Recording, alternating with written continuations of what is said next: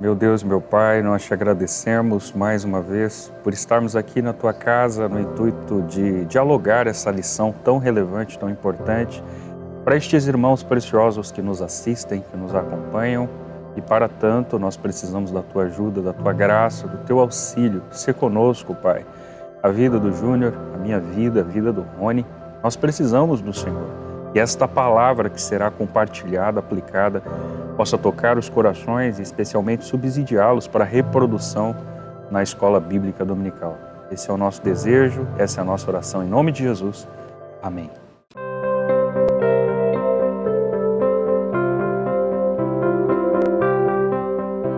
Olá, queridos, paz do Senhor Jesus. Eu sou o seu irmão Diego Fonseca. Nós estamos aqui no templo sede da Assembleia de Deus, Ministério do Belém, no campo de Presidente Prudente, no intuito de mais uma vez dialogar com você uma lição da Escola Bíblica Dominical. Lembrando que nós estamos no segundo trimestre, revendo um assunto que estudamos há alguns anos, na pessoa do pastor Elinaldo Renovato, e agora com especificidade a lição de número 3, onde falaremos a respeito dos dons de revelação. Você que está aqui pela primeira vez e não se inscreveu no canal, não perca tempo, se inscreva no canal, deixe o seu like e compartilhe aquilo que você achar relevante, tanto da lição quanto da exposição, abaixo nos nossos comentários.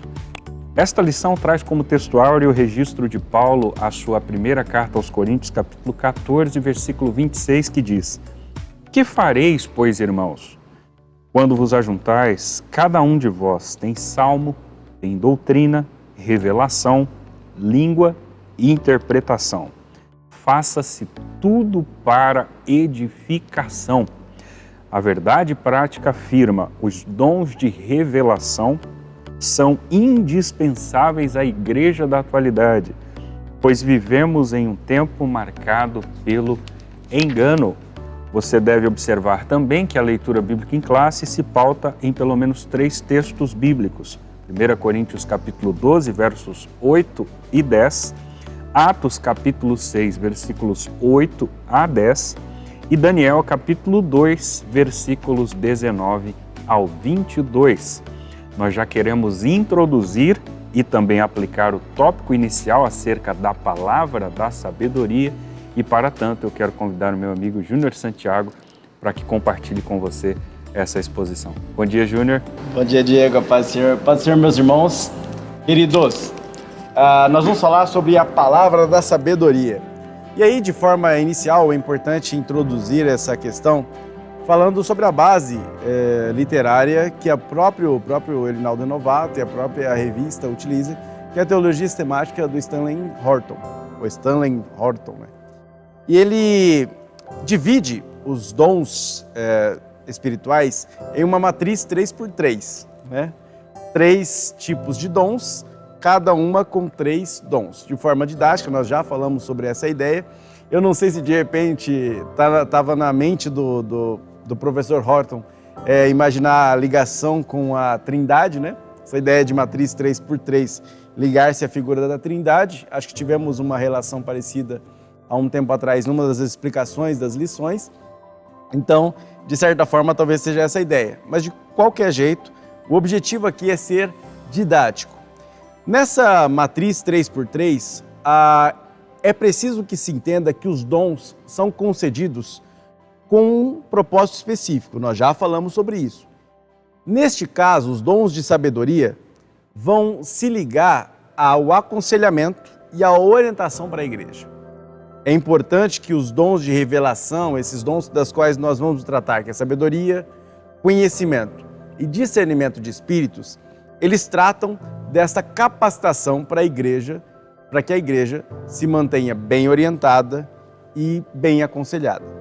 Então, de novo, nós vamos incentivar você a perceber que o dom é de Deus, dado à igreja por intermédio de pessoas, tá? O dom não é de titularidade de uma pessoa, mas sim o dom é de titularidade do Espírito Santo.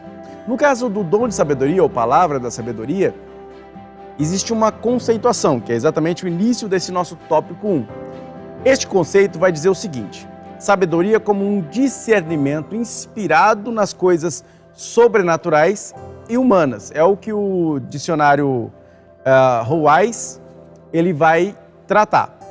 O novo dicionário de teologia bíblica ele traz um outro conceito interessante. Ele separa a ideia de dois tipos de sabedoria. Uma sabedoria perceptiva, que tem relação com a compreensão do mundo, e uma sabedoria comunicativa, que vai tratar sobre ensino, exortação e a avaliação da conduta ou percepção da conduta das pessoas. Uma tem foco mais global, holístico, e outra tem um foco mais particular, mais ligado à prática mesmo, ligado à denominação.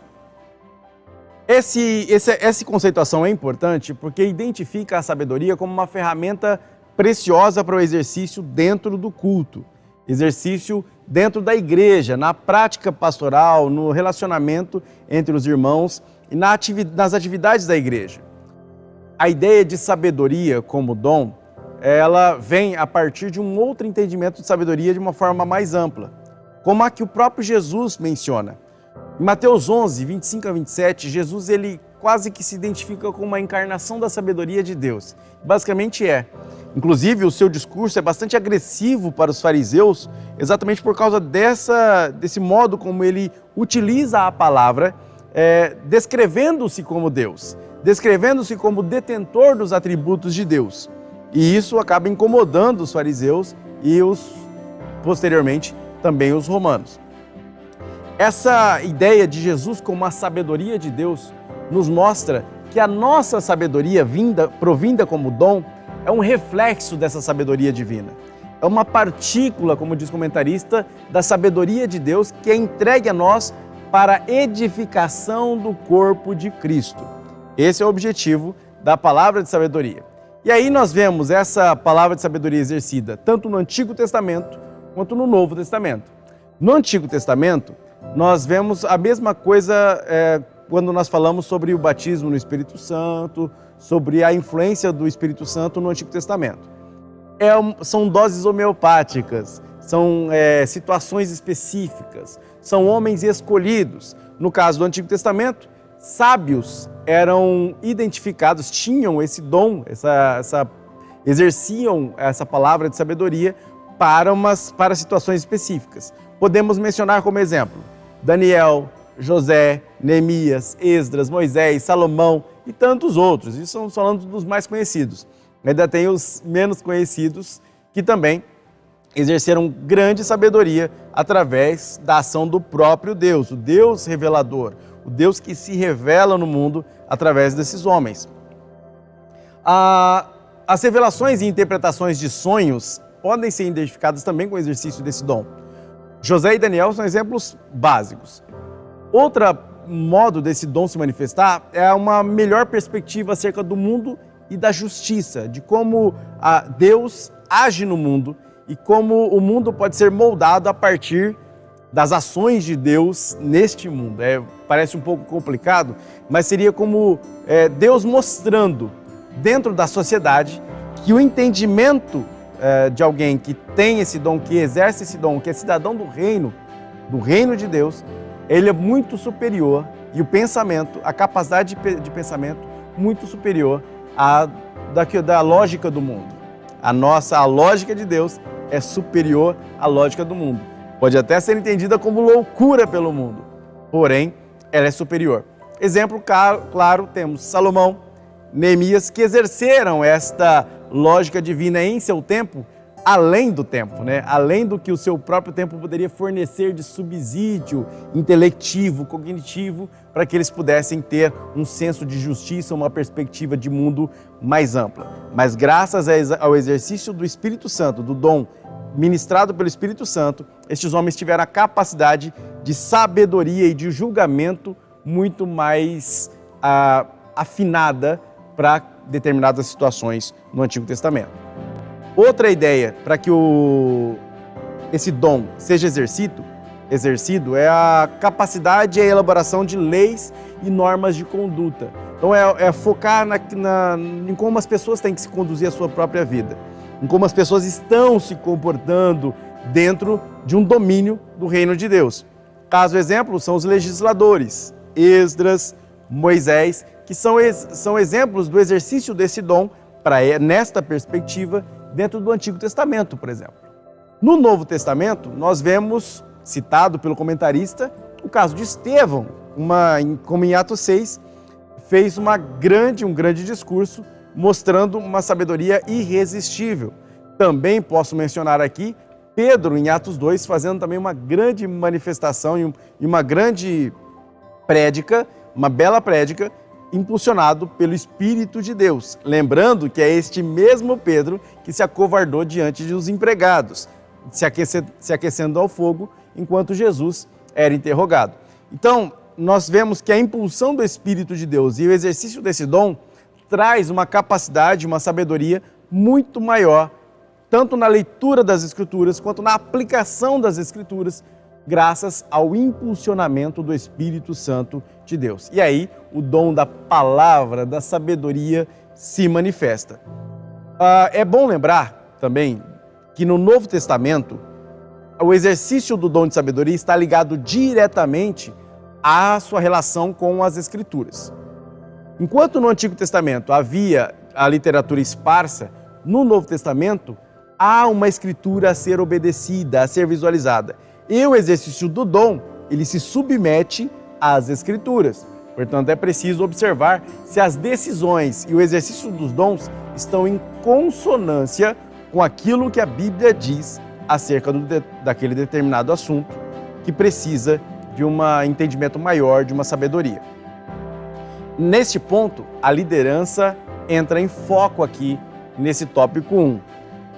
Exatamente porque a palavra de Deus é o norte, é a régua pela qual o dom de sabedoria pode ser orientado e guiado no seu exercício, também a palavra de Deus é um limitador deste dom, traz os limites pelo qual o dom pode ser utilizado. O dom não pode ser usado de forma inadequada ou mesmo influenciada por motivações escusas, por desejos, maculada por desejo, ou mesmo sofrer a tentação do orgulho e aí acabar se corrompendo. Muitas vezes a pessoa que exerce o dom de sabedoria acaba sendo aplaudida demais. E como eu já disse aqui em outras aulas, o elogio mata mais do que a crítica. Se não houver um espírito de humildade, um espírito de submissão a Deus, há um risco grave aí deste líder, desta pessoa que exerce esse dom, que é concedido pelo Espírito Santo, acabar se inflamando e incorrer no risco de utilizar o dom de maneira indevida ou mesmo não utilizar o dom e maquiar o seu exercício, seu julgamento, não necessariamente no exercício do dom, mas na verdade na falsificação deste dom. Moisés colocava um véu sobre o rosto porque a glória de Deus que resplandecia sobre o seu rosto logo que ele descia de uma conversa com Deus, ela ia se desvanecendo. Então ele colocava o véu para que as pessoas não percebessem esse desvanecer da glória.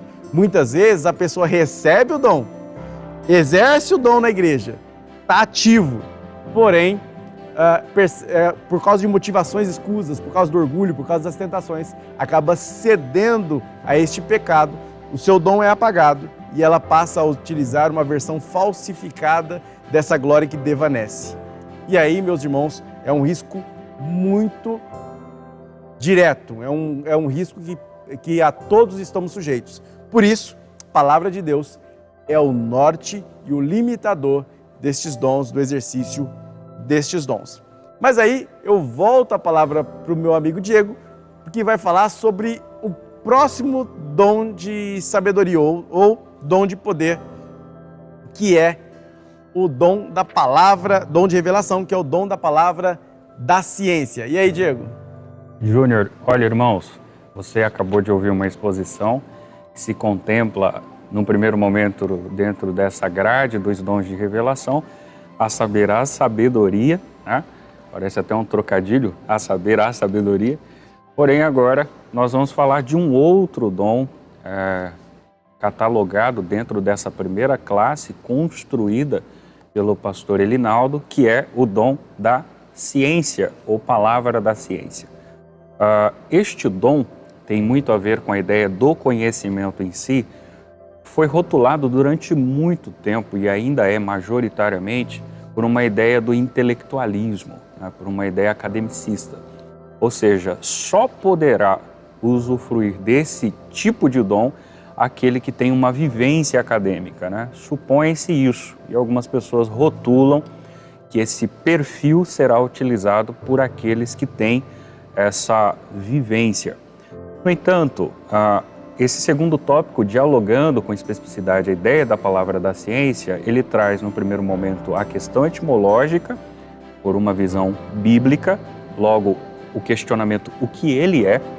Nós veremos, por conseguinte, a ideia do seu propósito, a sua função e, por fim, quais são os exemplos, ou pelo menos um exemplo que possa subsidiar a ideia, quer vétero ou neotestamentária, desse tipo de dom. Então vamos lá, com relação a essa questão etimológica, não exatamente da palavra em si, da sua raiz, mas da sua construção e do seu propósito de fato, nós encontramos, pela própria construção do pastor Elinaldo, que se trata do ensino das verdades como resultado da iluminação do Espírito. Então nós estamos falando de uma revelação de fato. Aliás, esse próprio pastor que me referi, no subsídio que ele dá além da escola bíblica dominical, ele vai dizer que essa revelação ela pode ser dada em sonho, em visão ou propriamente uma revelação. Naturalmente que ele está fundamentado neste mesmo teórico pentecostal que o Júnior citou, Stanley Horton, que faz essa abordagem muito semelhante e muito similar. Portanto, num primeiro momento, a primeira observação que nós precisamos fazer é com relação a isso. Eu não posso rotular, portanto, aquele que executa o dom da ciência, da palavra da ciência, como um sujeito intelectualizado. Naturalmente, irmãos, já aproveitando o ensejo para que isso também seja fomentado, que o movimento acadêmico, ou seja, o sujeito que vai para uma academia, possivelmente ele vai estimular ainda mais a sua área intelectual. Então, naturalmente que por isso, se ele já dispunha desse dom, esse dom será muito mais incrementado, ok? Agora, num ponto segundo, nós temos a operação, a função, o propósito desse dom. E o autor ele faz uma colocação interessante que ele diz que esse propósito não é trivial, né? Ele não é, vou ser um pouquinho talvez mais ácido na fala, ele não é banal. Por exemplo, o propósito do dom da ciência não é, como ele mesmo aborda, discutir o tecido do tabernáculo ou quem foi a mulher de Caim. Nós não estamos aqui desconstruindo a questão da pesquisa em si. A pesquisa existe, é relevante, importante, e nós não estamos menosprezando a pesquisa. A única coisa que fazemos, com base na figura de Elinaldo, é exatamente uma desconstrução do rótulo de algumas pessoas levarem o dom da ciência com exclusividade para esse papel. E ele não tem única e exclusivamente esse papel. Aliás, ele vai fazer a demonstração de que a função do dom da ciência tem a finalidade de preservar a vida da igreja. Tem um título do próprio Stanley Horton, com parceria com William Mays, eles escreveram isso provavelmente na década de 90, Doutrinas Bíblicas, já tiveram outras reedições, eles falam com exatidão, muito mais majoritariamente com relação às doutrinas bíblicas da Assembleia de Deus, mas comentam em relação ao cessacionismo, daqueles que não acreditam nessa atualidade dos dons, e fala exatamente também sobre essa ideia, a ideia da maneira como a gente executa o papel dos dons, inclusive o dom da ciência. A finalidade primeira dele é essa, é estruturar a vida da igreja. Portanto, eu classifico o dom da ciência como um perfil que deriva os apologetas. Porque um apologeta nada mais é do que um defensor da fé. Mas essa defesa, ela não parte do senso comum, ela não parte do achismo, né, de suas próprias convicções. Naturalmente que quando essas convicções existem, elas são construídas a partir de uma iluminação, de uma revelação de Deus. Porém, estes sujeitos vão agregar a essa revelação, essa convicção construída pessoalmente, com fundamentos. Até porque, senão ele cria uma nova doutrina e o risco disso ser antibíblico e sem fundamentação é enorme. Então, quando ele atinge esse grau de iluminação, constrói essa convicção e solidifica essa iluminação, respectivamente convicção, com uma fundamentação, ele faz a aplicação para a igreja e traz para a igreja a vida, a preservação da vida. Isso é muito relevante. Agora, com relação aos exemplos, o pastor Elinaldo traz alguns exemplos para nós, tanto do profeta Eliseu, quanto próprio da figura do apóstolo Pedro em relação a Ananias e Safira, mas eu quero destacar um em especial, que é a citação de Daniel, com relação ao sonho de Nabucodonosor.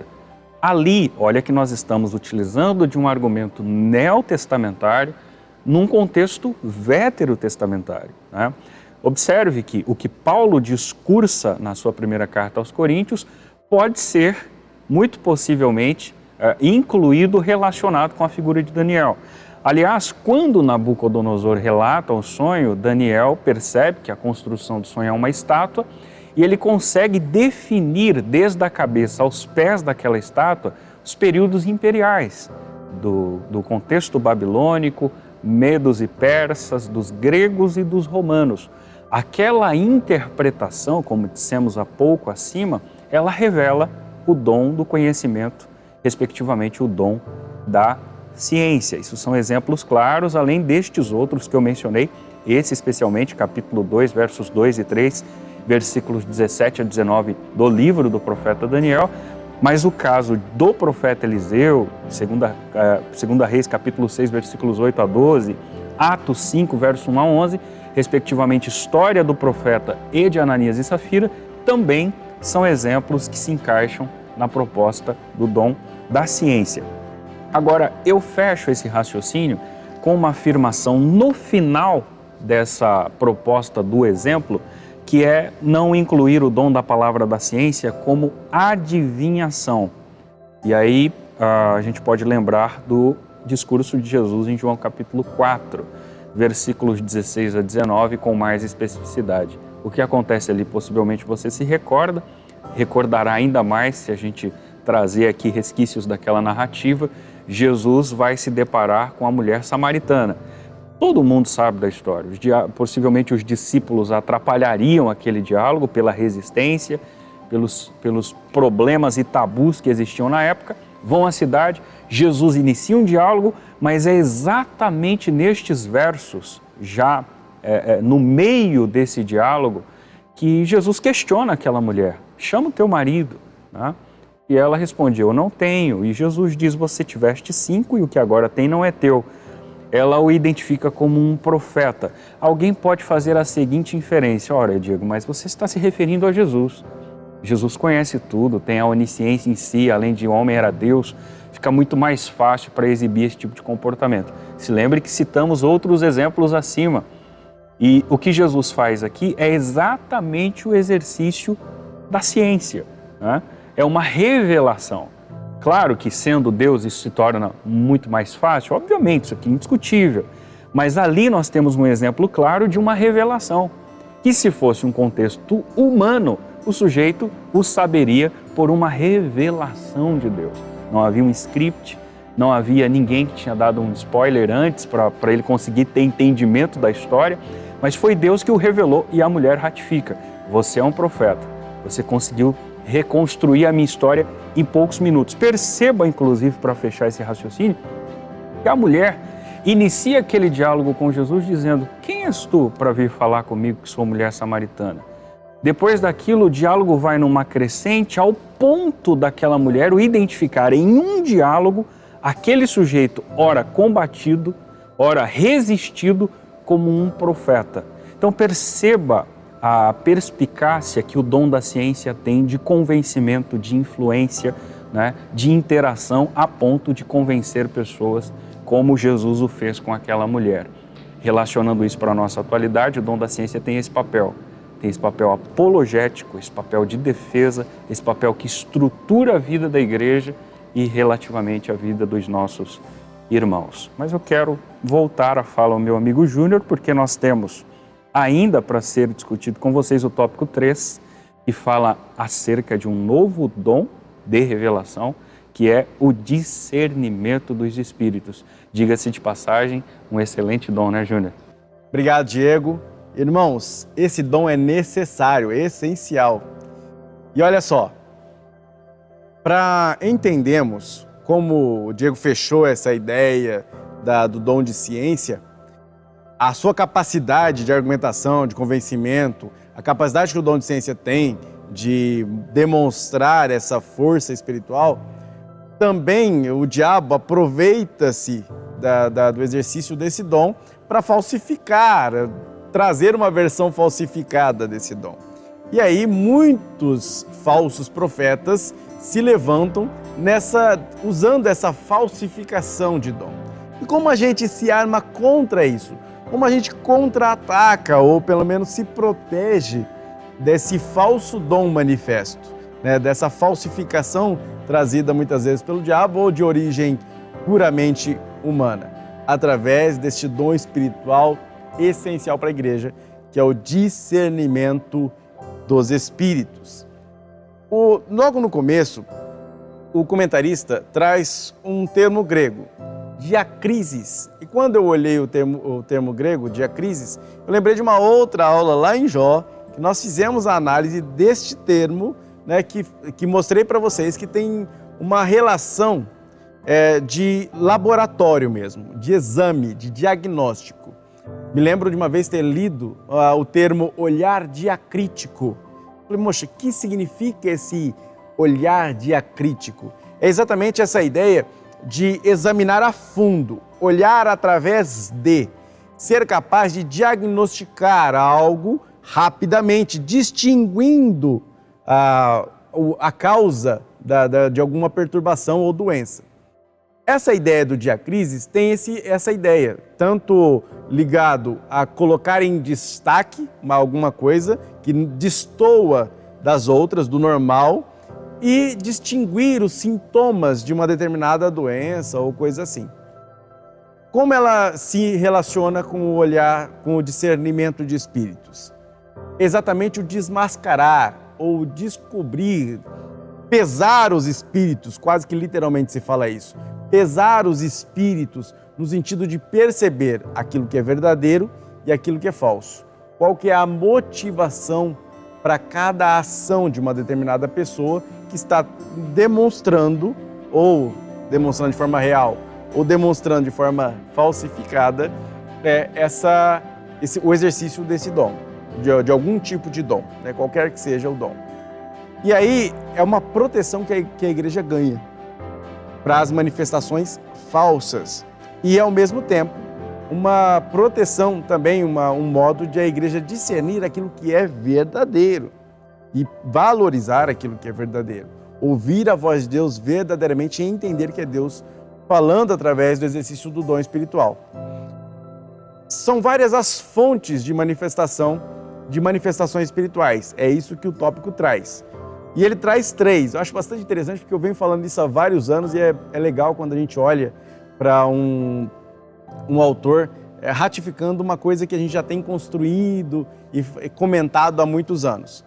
Existem 3 fontes de manifestação espiritual: Deus, o homem e o diabo. O exemplo que ele traz aqui é o da profecia. O discernimento de espíritos ele vai mostrar que o exercício dos dons espirituais pode vir outorgado por Deus, concedido pelo Espírito Santo, pode ser uma manipulação humana e pode ser também de fonte diabólica. Por isso, o discernimento de espíritos é necessário para que a gente possa identificar de onde vem aquela manifestação espiritual. Por exemplo, alguém que se manifesta na igreja pulando, dançando, rodopiando e pulando piruletas, tá? Há um perigo de a gente classificar as coisas como é do Espírito Santo ou não é do Espírito Santo. Nós não somos limitadores do Espírito. Nós não dizemos ao Espírito Santo como ele deve agir. Porém, algumas coisas podem ser facilmente identificadas e o dom de discernimento é importante para isso. O Espírito Santo não nubla a mente de uma pessoa, ele não possui, no sentido de possessão, como o demônio faz na vida de uma pessoa. Por isso, quando uma pessoa ela é tomada pelo Espírito de Deus, e aí não é o Espírito de Deus, e se sente perdida, fui arrebatada de sentidos e começa a executar atos dentro da igreja que atrapalham a mensagem, por exemplo, não tem relação com o Espírito de Deus. Alguém com discernimento de espírito presente no local pode identificar que a fonte pode ser meramente humana, ou seja, a pessoa está estressada, tem um problema mental, algum problema psicológico envolvido, ou mesmo que haja possessão maligna e esteja falsificando uma manifestação espiritual que seria legítima dentro de um contexto certo, do lugar certo, no horário certo. Então, é importante que nós tenhamos este dom em exercício na igreja. O que o dom não deve fazer?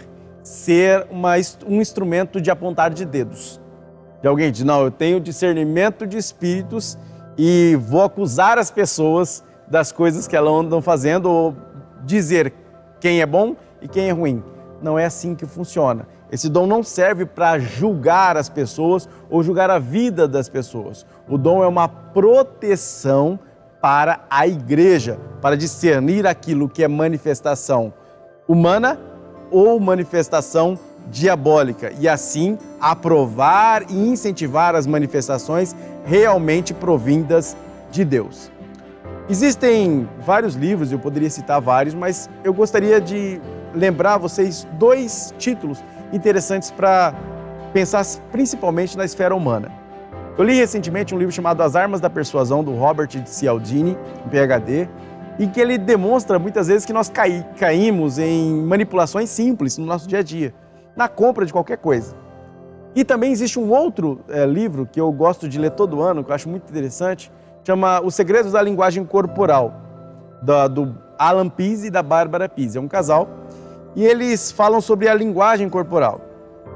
Esses 2 livros são só exemplos de pessoas que estudaram manifestações humanas. Existe um outro livro, que eu não lembro agora o nome do autor, o sobrenome é Ekman, que fala sobre microexpressões faciais e que identificam e que ajudam a polícia a identificar criminosos, que ajudam as pessoas a identificar a reação das outras através da linguagem não verbal.